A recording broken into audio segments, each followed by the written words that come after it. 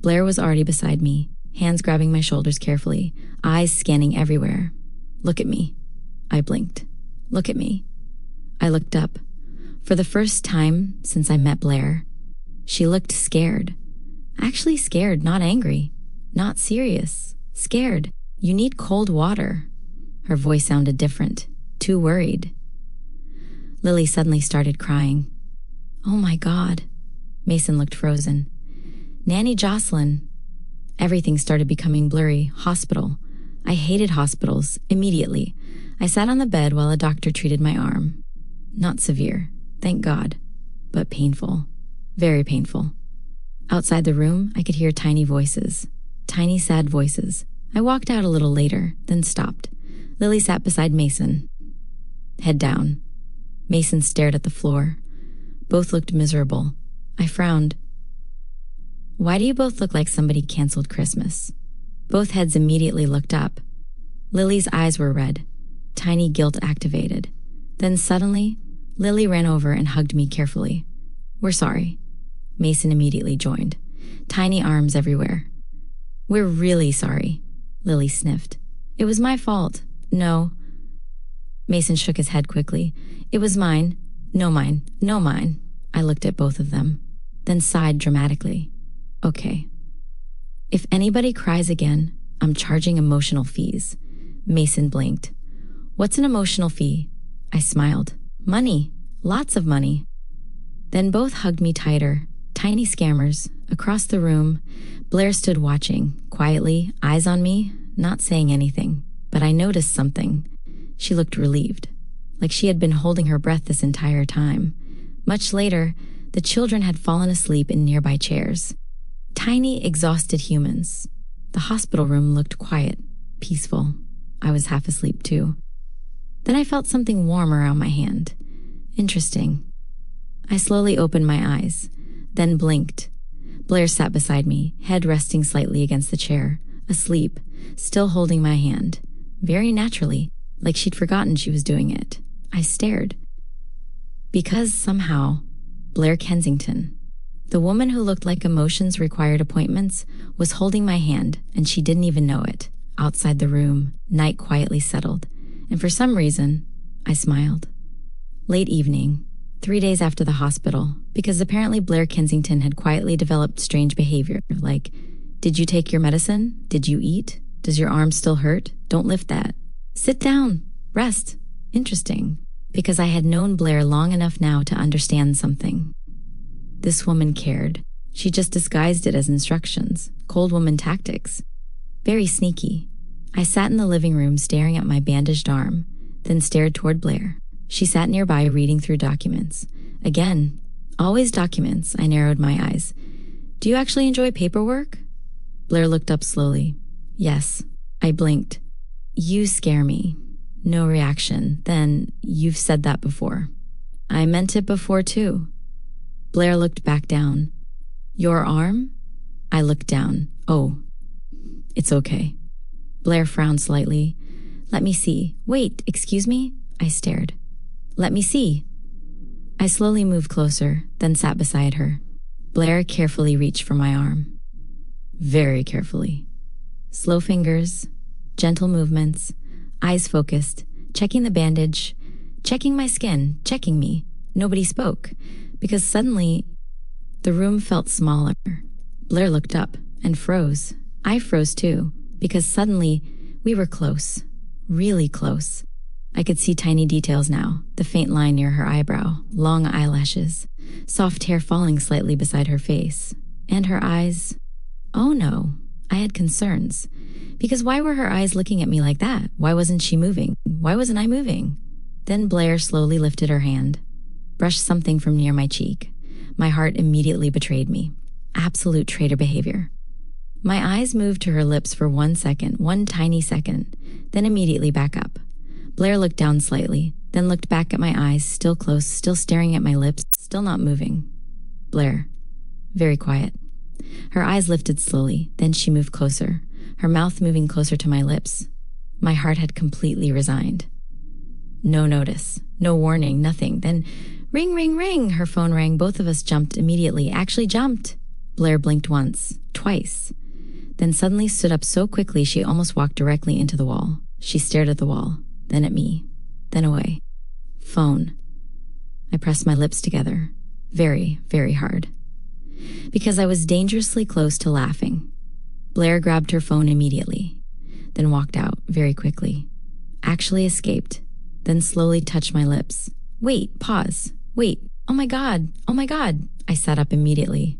No, absolutely not, I pointed at myself, because suddenly a terrifying realization hit me. I was crushing, actually crushing, on Blair Kensington, the human iceberg, the devil in designer suits, wonderful, amazing life choices.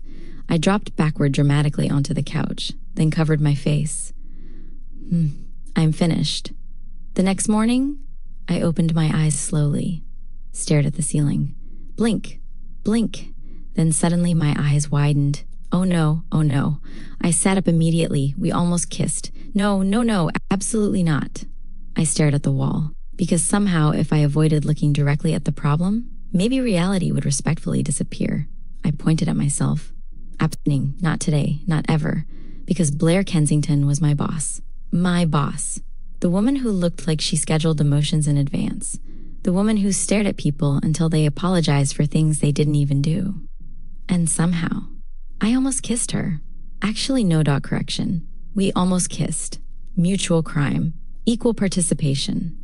I buried my face into the pillow. I need to move countries. Downstairs, everything felt weird. Very weird. Not scary weird. Awkward weird. I walked into the dining room. Blair walked in from the opposite side. We both looked up. We both froze. Oh no. Morning. We reached for the same chair. Hands touched. Both immediately pulled back. You sit. No, you sit. No. You sit. Okay. Neither of us sat. Interesting. Because apparently basic human behavior had left the building. Mason looked between us, then looked at Lily. Why are you both acting strange? I looked at Mason immediately. We're not. Blair answered at the same time. We're not. We slowly looked at each other, then away. Wonderful.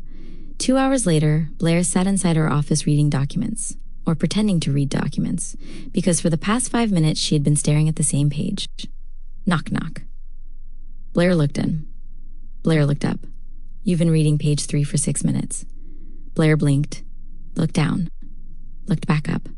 Leave. Understood. The assistant left immediately. Good decision. Blair looked back at the paper, then narrowed her eyes, because somehow, instead of reports, all she could remember was the almost kiss with Jocelyn? Her fingers paused, then immediately closed the file. No, absolutely not. Later that afternoon, I stood on a small stool reaching for something on the top shelf. Almost there. Miss Reed. I looked down. Blair stood below me, arms folded, expression unreadable. Yes? What are you doing? I looked confused, getting a bowl. Blair stared at my arm, then back at me. The burn. I blinked. Oh, right. Before I could respond, Blair reached up, took the bowl, handed it to me. Don't strain yourself. Then she walked away, just like that. I stared after her, because this woman kept acting like she wasn't worried while actively being worried. Later that evening, we stopped at a grocery store after picking up supplies. Normal things. Bread, milk, snacks. Food Lily claimed she needed for survival. I pushed the cart while Blair checked a list on her phone. Then suddenly, excuse me, I turned. A man smiled politely. Hi, I turned. He pointed toward me. I've seen you around here a few times. I blinked. Wow. Men lie a lot, because I'd never seen this man before in my life. This is my first time in this store. I was wondering if I could get your number. I opened my mouth. Then, Miss Reed. Cold voice. CEO voice. Dangerous voice. I slowly turned. Blair stood there holding shopping bags, looking directly at me, then at him. We're leaving. Wait, excuse me? Then the man awkwardly smiled. Okay then. And left? I slowly looked at Blair, then narrowed my eyes. Were you jealous? Blair blinked once. What? I smiled. No, seriously. I leaned closer. Were you? No, Blair. I crossed my arms. Blair looked away, because suddenly the tips of her ears looked a little red. Later that night, I walked into the kitchen. Stopped. Blair stood there drinking water. She looked up. Nobody spoke. For a moment, neither of us moved. Then I slowly folded my arms. Are we going to pretend that almost kissing thing didn't happen? Blair froze completely, and suddenly I had her. 3 days after the almost kiss, things had become strangely normal again, or at least fake normal. Blair and I had silently agreed not to discuss what almost happened. No conversation, no explanation, nothing, coward behavior, both sides. I walked out of a grocery store holding bags while checking my phone. Eli had sent 17 messages. 17! Interesting. Because nobody sent 17 messages unless they had problems or discovered aliens. Possible. I was halfway through reading. Eli, sis, call me. Very important, very, very important. When still ignoring me? No, absolutely not. Everything inside me froze slowly. I turned around. Daniel, hands inside his pockets, smiling. My stomach dropped immediately because suddenly I felt sick, real sick, not nervous sick, just sick. Daniel looked me up and down. Wow, he smiled wider. Looks like life finally worked out for you. I stared. No response, nothing, because honestly, if I opened my mouth right now, I wasn't sure something polite would come out, and right now prison won't look good for my skin. Daniel took a step closer. You know, you should have just gone on that date. My eyes narrowed. There it is, Daniel laughed softly. I could have helped you. Another step walking closer to me, almost trapping me to a wall. No company wanted you. Another step. You should have listened. I stared directly at him. No. You should have learned boundaries. His smile dropped. Good.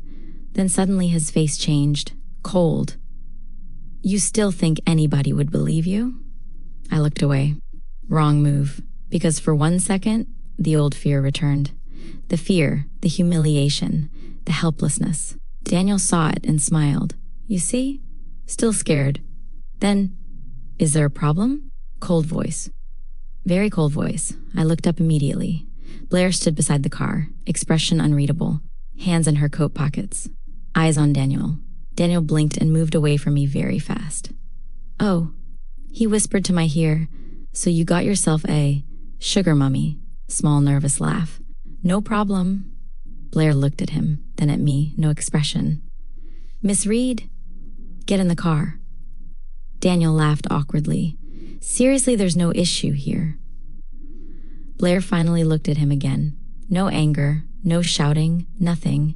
Just calm, the scary kind. I wasn't speaking to you. Nobody spoke. Daniel's smile disappeared. I quickly got inside the car.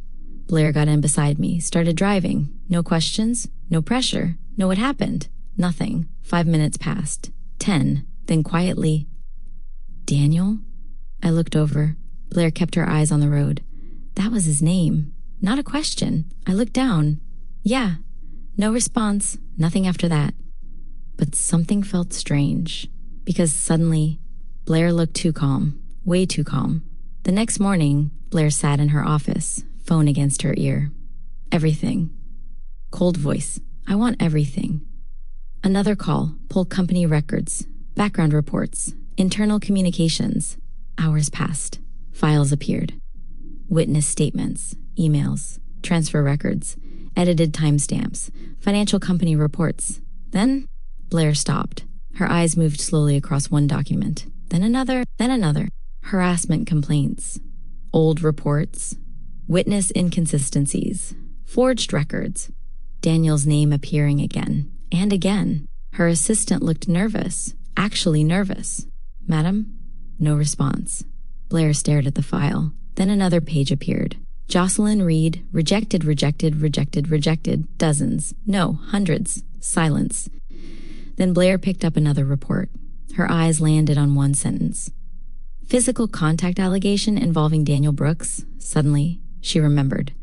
He touched me. Her fingers slowly tightened around the file. Paper bent under her hand.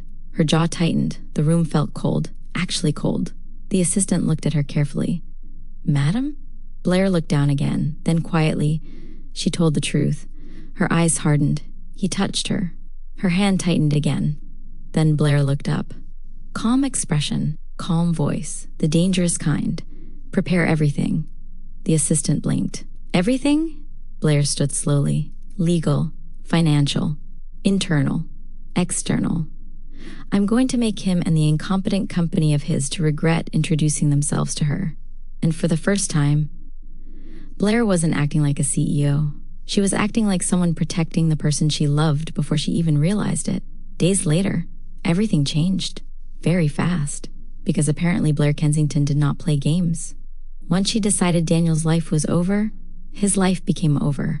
Lawsuits, investigations, evidence, witness statements, edited records exposed, financial manipulation exposed, harassment reports uncovered, everything. Everything. And suddenly, the same companies that once rejected me without miraculous eyesight. Interesting. My phone buzzed again and again and again. Emails, coffers, meetings, interviews, partnership opportunities. One after another. I stared at the screen, then stared harder. Because 3 months ago I had been standing in the rain with a cardboard box, and now people suddenly remembered I existed. Funny. I looked up from the couch. Lily sat beside me drawing. Mason sat upside down for reasons only Mason understood. I looked at them, then looked down at my phone. Guys. Lily looked up. I got another offer. Mason blinked. For work. I nodded. Silence. Lily looked down again. Mason looked down too. Oh no, not those faces. Anything but those faces. I immediately sat up. Wait, no. Why do you both suddenly look like somebody canceled birthdays? Mason looked down. You're leaving? Oh, my chest tightened. Because honestly, I hadn't really thought about it like that, not properly. I looked away. I don't know. And somehow, those 3 words felt heavier than I expected. Later that evening, Blair sat in her office, laptop open, documents on the desk, phone beside her, except she had been reading the same email for 6 minutes. Knock, knock. Her assistant stepped inside. Madam? Blair looked up. Yes? You're free tomorrow at 2. Blair frowned slightly. What for? The assistant blinked. Miss Reed's farewell lunch. Oh, what? The assistant looked confused. You approved it earlier. There it was, on the schedule. Farewell lunch, Jocelyn Reed. Oh, a strange feeling settled inside her chest. Something uncomfortable, something tight, something she didn't like at all, because suddenly, for some reason, the office felt too quiet. That night, I sat alone in the living room staring at my phone. Job offers still covered the screen. Good jobs, amazing jobs. Jobs I would have cried over months ago, and yet I couldn't stop feeling strange, because somewhere along the way, this house stopped feeling temporary. The children stopped feeling temporary. Blair stopped feeling temporary. And that was a problem. A very big problem. Because feelings had a terrible history with me. I sighed and locked my phone, then stood up, then nearly screamed, "Oh my God!" Blair stood near the doorway. "Hello." I stared at her. She stared back. I pointed dramatically. No. Stop appearing like that.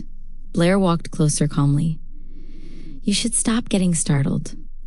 I reject that suggestion. She sat beside me, not close, not far, just beside me. For a moment, nobody spoke. Then quietly, "Are you leaving?" "Oh." Straight to emotional violence. "Nice." I looked down. "My career is back." Blair said nothing. I worked for that career for years. Nothing. I looked toward her. I should be happy. Blair looked at me.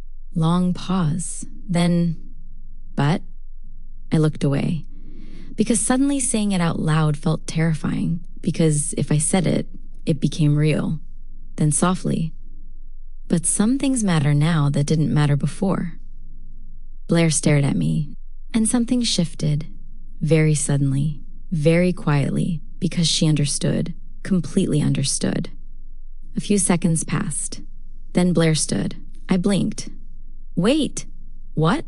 She walked toward the window, hands folded, back facing me. No movement, no words. Then finally, "Before you?" Her voice sounded different. I looked up. Blair kept staring outside. The house was quiet. Small pause. The children smiled less. Another. I worked. I came home. I slept. I repeated it. Silence. Then, I thought that was enough. I stared at her. Actually stared.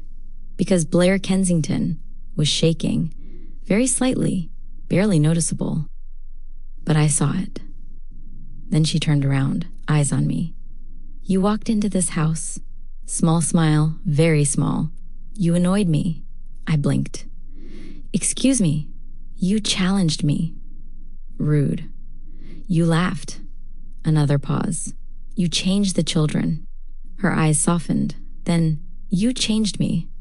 Everything inside me stopped. Completely stopped. No thoughts, no breathing, nothing. Then Blair took one step closer, then another. No walls, no distance, no pretending, just Blair. Looking at me, really looking at me. Then quietly, don't thank me like you're leaving my life. My eyes widened, because suddenly I understood. Oh my God, oh my God. I looked at her, then smiled. Small smile, shaky smile. Blair. Her eyes stayed on mine. You could have just said, don't go. Long pause, very long pause. Then finally, very softly, stay. I don't remember moving. I only remember closing the distance.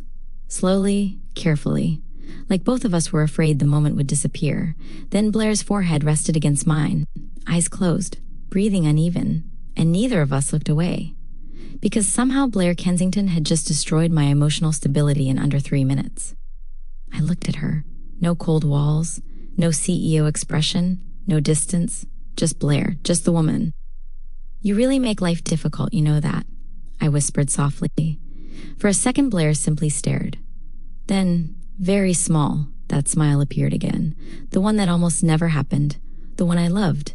Oh, pause, loved, excuse me. We were unpacking that later. Absolutely later, not today. Then Blair lifted her hand slowly, carefully moved a strand of hair behind my ear. No rush, no words, no pretending, just quiet.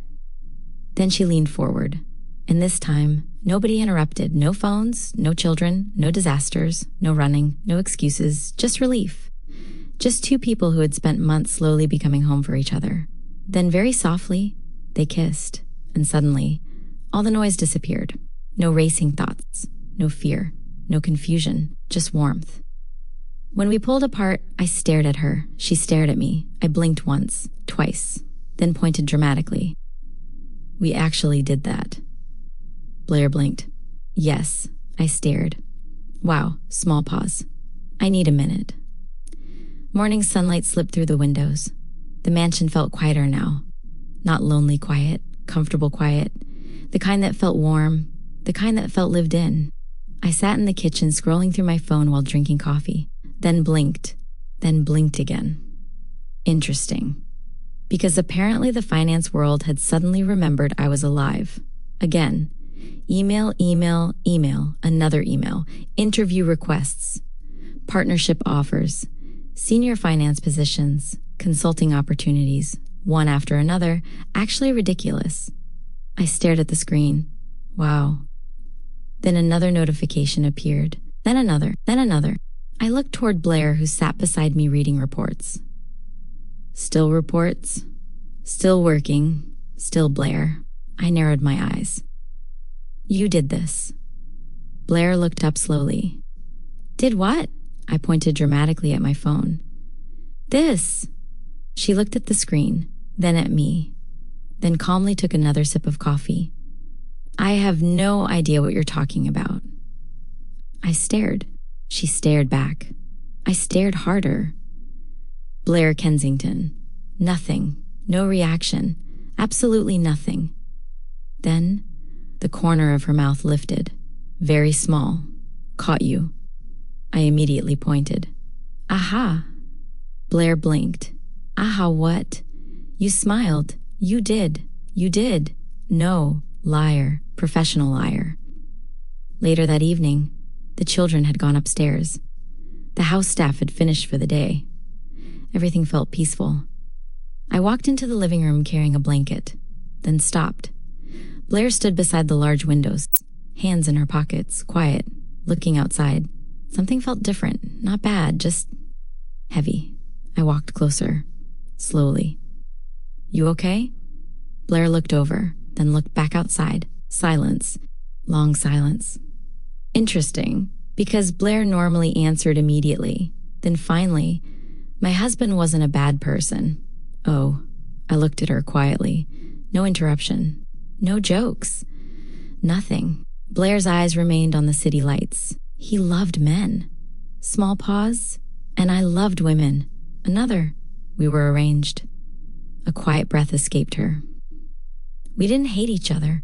Then, for the first time, a soft smile appeared. He used to say our marriage felt like two people accidentally attending the wrong meeting. I blinked, then immediately laughed. Actually laughed. Oh my God. Blair looked at me. He said that? She nodded. He also said I looked intimidating while eating soup. I stared. Okay, I like him. Blair looked down and smiled again. Real smile. Not the tiny hidden ones anymore. Then her expression softened. We became friends. We made a deal. I stayed quiet. Let's survive this together. Silence settled around us, then quietly, we chose IVF. I blinked. Wait, pause, wait. I looked at Blair, then looked harder. Really? She nodded. We wanted children. We just didn't want to lie to ourselves any more than we already were. I stared. Actually stared. Because suddenly, so many things made sense. Then Blair looked away again. The smile disappeared. He developed complications from a heart condition years later. Silence. He died suddenly. No tears, no dramatic expression, nothing, just calm. But somehow, that hurt more. Because I could hear it. I could hear the pain underneath the calm voice. Then very softly, I spent years feeling guilty. I looked at her. Blair still stared outside, like she couldn't look at me while saying it. Like I failed everyone. The children, him, myself. A small breath escaped. I kept thinking maybe if I had been different. Her voice stopped. Just stopped. And suddenly, I understood. No words, no speech, nothing. I simply moved closer, then took her hand, just held it. Blair looked down slowly, then at me, and for a moment, nothing else mattered. No past, no expectations, no pain, just us. A few days later, more offers arrived. Bigger ones, better ones, dream jobs. The kind that would have made me cry months ago. I sat staring at my laptop, then smiled. Blair looked over. What? I looked at her, then closed the laptop. I don't want my old life back.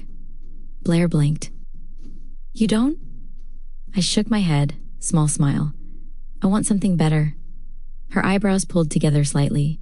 I leaned back into my chair. I can work remotely. I can consult.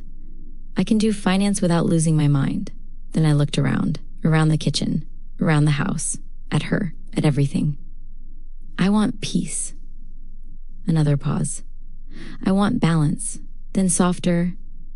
I want this. Blair stared at me. Actually stared. Long enough that I became suspicious. Very suspicious. Why are you looking at me like that? No answer, just staring. Then stay for dinner. Notes attached to cabinets. I stared. Then stared harder. Then slowly smiled. Blair. I stood up, walked over, wrapped my arms around her. I literally live here. 8 months later. Morning sunlight poured through the kitchen windows. The mansion had changed. Completely. Not because the furniture changed. Not because the walls changed. Not because expensive people things suddenly appeared. No. The feeling changed. There were now little drawings stuck to refrigerators, pictures hanging near hallways, laughter somewhere every day. Life. Actual life. I sat at the kitchen island with my laptop open. Coffee beside me. Finance reports on screen. Apparently I was now a successful remote consultant. Interesting. Because somehow I had gone from, please hire me, to, please stop sending emails. Growth. Personal growth. I typed for a few seconds, then frowned. Because suddenly I felt eyes on me. I looked up slowly. Blair sat across from me, looking directly at me, not hiding it, not pretending, just staring. I narrowed my eyes. "Are you staring at me?" Blair blinked. "No." I pointed. "Blair, nothing. I was observing." I gasped dramatically. "Oh my God. You've become Lily." Blair looked offended. Actually offended. "I have not." "You have." "No." I smiled, because this right here, made me happy. Then suddenly, the front door flew open. "Sis." I nearly fell off my chair. "Eli!" Tiny correction, because somehow my little brother had become taller. Excuse me? Absolutely unacceptable. I stood up immediately. Eli dropped his bags and hugged me. Actually crushed me. "I missed you." "I missed you too." Then he stepped back. Huge smile. Because that face usually meant trouble. "Guess who graduated top of the class?" I blinked. "What?" "Guess who got a job offer?" "What?" Then, with dramatic timing, he pointed outside. "Guess who has a car?" Silence. I slowly turned toward the window, then froze, then turned back, then froze again. Wait, pause, wait. I looked at Eli, then toward Blair, then back, then toward Blair again. Blair calmly sipped coffee. Possibly. I stared. Blair Kensington. Nothing, no guilt, absolutely none. Eli grinned. Rich sister-in-law has connections. Silence. Absolute silence. Blair choked on her coffee. Actually choked. I stared. Blair stared. Eli stared. Then I slowly turned. Sister-in-law? Eli looked around. Interesting. Very suspicious behavior. I should go upstairs. And disappeared. Coward. Absolute coward. Later that evening, something felt strange. Very strange. Lily kept looking away whenever I entered rooms. Mason kept hiding things behind his back. Eli kept whistling suspiciously. Blair kept disappearing. Interesting, because nobody in this house knew how to behave normally. I walked into the garden, then stopped. Tiny lights hung around the trees. Flowers surrounded the pathway. Soft music played nearby. Everything glowed. Everything felt warm, beautiful, very beautiful. I blinked slowly. What is this? Then footsteps. I looked up and forgot words existed, because Blair stood there, simple black dress, hair moving softly with the wind. No business suit, no CEO armor, just Blair. And suddenly, my heart betrayed me. Again, traitor, very consistent traitor. She walked closer, then stopped in front of me. And for the first time in my entire life, Blair Kensington looked nervous. Actually nervous. Hands slightly shaking, eyes softer than usual. I stared, then stared harder. Wait. Pause. You're nervous. No. Small pause. Yes. I smiled immediately. Oh my God. I pointed dramatically. No one move. No one breathe. Blair Kensington is nervous. Blair narrowed her eyes. Jocelyn. I smiled wider. No, this is history. Blair stared at me, then suddenly laughed. Not quietly, not hiding it. Actually laughed. Then her eyes slowly filled. I froze. Wait, pause. Wait, Blair? She looked at me, really looked at me, then quietly. I spent years surviving. Silence. I worked. I came home. I existed. Small breath. Then one day, a smile appeared. You walked into my life after losing a fight with a fountain. I immediately pointed. We agreed never to discuss that. No. Blair smiled through tears. Because that day changed everything. My chest tightened, then tighter. I loved you before I understood what was happening. I loved you when you made the children laugh. I loved you when you sat beside me in the kitchen. I loved you when you stayed. Tears slowly slipped down her face. Actual tears. No hiding, no walls, nothing. Then, I love you now. I stared. Actually stared. Because suddenly, my eyes felt suspiciously warm, very suspicious. Then Blair slowly got down on one knee, and I completely stopped functioning. Gone. Absolutely gone. Jocelyn Reed. Her voice shook, just slightly. I love you. You made this house feel alive. You made me feel alive. Then she smiled. softly. Will you marry me? No thoughts, no breathing, nothing. Then yes. Very graceful, very elegant. Absolutely not. Because I launched myself at her immediately. Actually launched. Blair laughed while holding me, and somewhere nearby, I heard Lily crying, Mason crying, Eli crying louder than everyone. Interesting, because apparently everyone around me had become emotional. Very emotional, 3 months later. Small garden wedding. No giant hall, no cameras, no business partners, only family, only people who mattered. Lily held flowers. Mason fixed his suit every 30 seconds. Eli cried immediately. Actually, immediately. Before the ceremony even started. Wonderful. I looked toward Blair, white suit, beautiful smile, eyes already wet. I stared, then smiled. You're crying. Blair looked offended. No, Blair. Wind. I laughed, then walked closer, closer, closer, then took her hand, and suddenly, everything felt still, like life had finally stopped rushing. Then I looked at her, really looked at her, and smiled. Because after everything, after losing jobs, after heartbreak, after fear, after loneliness, I finally understood something I thought losing everything ruined my life. Turns out, life wasn't taking something away. It was making room, because after losing everything, I found home. And that's a wrap on today's story. I hope it got you. I hope you laughed. I hope you felt something, because that's exactly why we're here. If you have a favorite moment, drop it in the comments below. I read every single one. And if you're new to YuriTales, welcome. You found your people. We drop brand new original GL stories every Tuesday, Thursday, and Saturday. So hit that subscribe button and turn on your notifications so you never miss a story. Thank you so much for watching. It genuinely means everything. Until next time, take care of yourselves. And remember, the best love stories are always the complicated ones. See you soon.